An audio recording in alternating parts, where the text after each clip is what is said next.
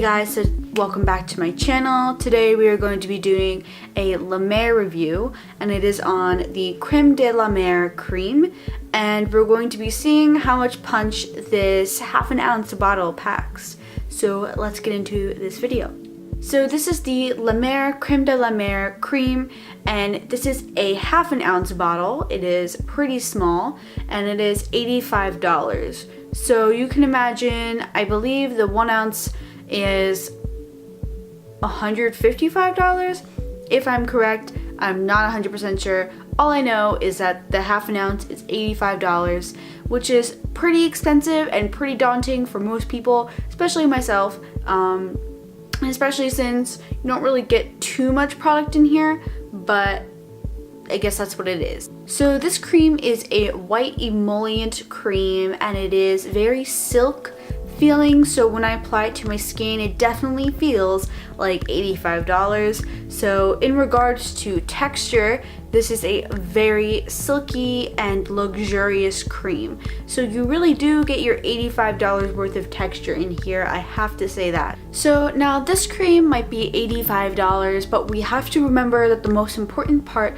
of skincare is making sure that your ingredients are effective. So no matter how expensive a cream may be, it all comes down to the ingredients and if they are effective and safe for the skin, and that is how you determine whether or not you should be purchasing a really expensive cream. So I'm pretty sure that the ingredient that makes this cream so expensive is actually La Mer's Miracle Broth, and their Miracle Broth consists of a couple ingredients, and one of their main ingredients is sea kelp, and then they also have magnesium, calcium, and then they have vitamin C in there as well. After reading up online a little bit, I saw that the reason why the Miracle Broth is so effective is because of the way it is all combined through the process of biofermentation. So I'm assuming that's a little bit like rice ferment filtrate, kind of like what we see in SK2 and Misha.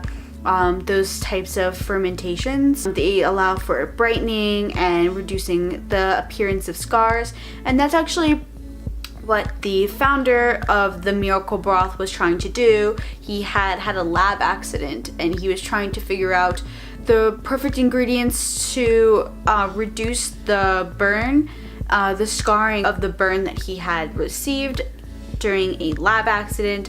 So that's kind of what was going on in his mind when he created the Miracle Broth. Besides the sea kelp and the magnesium and the calcium and the vitamin C, we also have glycerin in here. So the glycerin is really good for repairing the skin barrier, and it helps with if you have like a compromised skin barrier, good for eczema, definitely dry skin types, that one is for you. The two main ingredients that I was pretty skeptical about in this cream were the denatured alcohol and the geranium oil. The geranium oil is a fragrance, and it could sensitize the skin, and denatured alcohol is commonly found in many exfoliants, maybe even your cleansers, and it's very drying, and it is put in cleansers and it is put in exfoliants because those are supposed to make your face feel clean, and a lot of companies want you to have that clean feeling so you feel like it's working, but in reality the denatured alcohol is actually drying out the skin.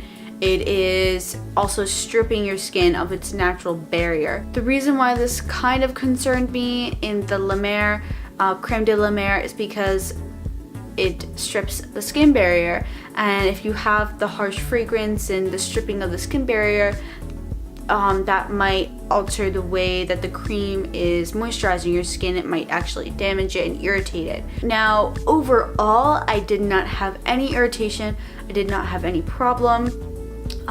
Usually you look out for these ingredients when they're closer to the top of the ingredient list. So since these were at the very bottom, I wasn't too concerned because there is not enough of them in the product.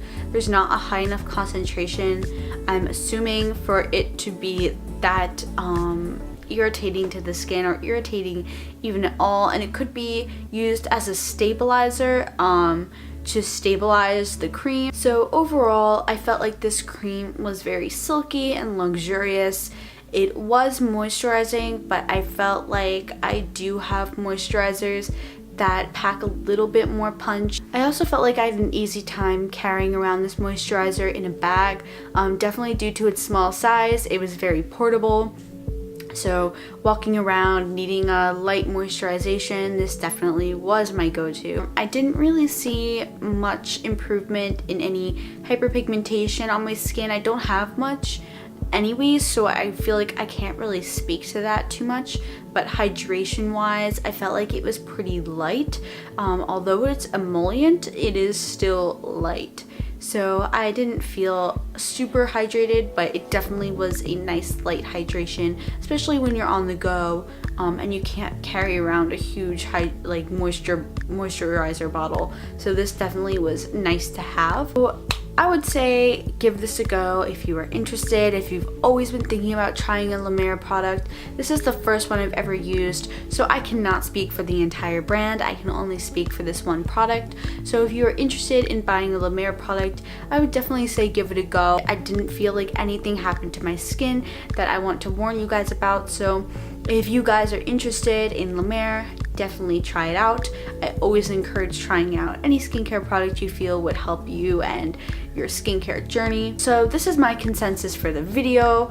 I hope this video helped you to not only feel comfortable in your own skin, but to kind of realize how to read the ingredients and how to interpret them and decide what products you should be using based off the ingredient list. So again, thank you so much for watching, and definitely comment down below if you guys want to see any more reviews or if you have any questions. I'll be willing to answer them in video form, or I'll just comment back to you guys. So bye.